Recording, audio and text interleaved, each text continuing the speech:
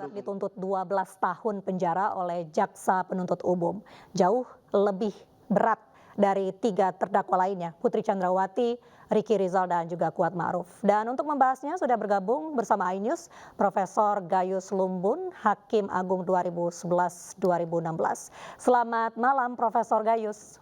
Ya, selamat malam. Iya, Prof, tuntutan 8 tahun untuk Putri Chandrawati dan 12 tahun untuk Eliezer. Sudah sesuaikah menurut Profesor sendiri? Yang pertama, kalau saya harus mengomentari putusan untuk terdakwa Putri Chandrawati, ini lebih banyak saya perhatikan non-yuridis yang dikemukakan oleh JPU melalui tuntutannya.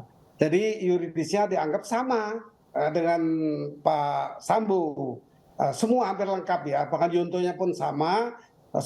Subsidiaritasnya juga sama, yaitu 338 ya, primernya 340. Tetapi kenapa kemudian perkembangan yang diulas oleh jaksa lebih kepada non yuridis, yaitu belum pernah dihukum, sopan dalam persidangan dan sebagainya.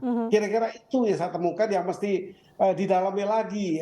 Saya mempunyai pandangan secara yuridis memang terasa sekali bahwa orang yang menimbulkan peristiwa ini terjadi melalui teleponnya kepada suaminya.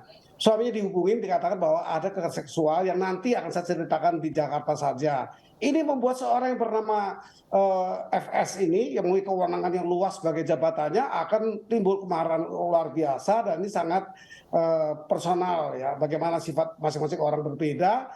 Kemudian ketika sampai di Jakarta dijelaskan lebih memuncak lagi dan terjadilah peristiwa itu, yang mana peristiwanya ini meminta dukungan anak buahnya, yang satu menolak, yang satu mengabulkan untuk melakukan. Ini yang terjadi. Lalu kalau kita melihat status Eliezer sendiri kan sebagai justice kolaborator, disebut-sebut sebagai faktor yang seharusnya meringankan hukuman. Lalu mengapa Eliezer dituntut lebih tinggi dari Putri Chandrawati? Kita harus menarik semua kesimpulan ini secara luas. Yang pertama, mengharapkan ringan, bahkan disebutkan di aturan itu atau di Undang-Undang LPSK, diberi perlindungan yang diperlukan untuk keselamatannya karena menjadi JC. Kemudian dihukum percobaan, bahkan nggak bisa masuk penjara. Kalaupun dihukum yang teringan dibanding terdakwa lainnya, ini benar. Di satu sisi status JC yang bukan orang yang pengungkap fakta, ini istilah ini seringkali mengusik saya. Yang mau fakta itu memang keluarga saksi, saksi korban, yaitu karena peti ini tidak mau ditutup, dia buka. Nah itu pengungkap fakta yang asli. Kalau JC itu bekerja sama, berkolaborasi, ya bahasanya pun jelas. Hal ini kan hukum baru buat Indonesia ini, kasusnya pun belum banyak. Kasus JC ini paling 5. Masih diwarnai dengan tipikor, tidak pidum atau pidana umum. Karena apa? Hal ini diatur dalam hukum sebagai sebutan transplantasi hukum yang dicangkok dari negara lain dan sistem yang lain tentang tipikor dari Amerika Serikat. Maka syaratnya adalah mengembalikan kerugian negara sebanyak-banyaknya, menelusuri aliran uang dalam bentuk money laundering. Kalau berjasa dia bisa tidak dihukum, hanya percobaan saja. Nah, tapi Eliezer ini nanti itu diukur, tapi dua kedudukan. Yang satu berperan sebagai JC, ya tadi fasilitasnya. Tapi dia juga punya deliktum namanya, punya beban perbuatannya yang diancam hukuman. Apa itu? Yaitu menerima perintah untuk menembak. Disebut perintah jabatan di pasal 51 ayat 1. Ayat 2-nya itu tegas mengatur. Itu tidak berlaku bagi orang itu kalau perintahnya ini bukan perintah yang sah. Karena ini menyimpang, dan ini perintah yang menyimpang. Nah kalau perintah menyimpang dia tidak dapat apa-apa untuk penghapusan maupun dari pemaafan tidak bisa diberikan.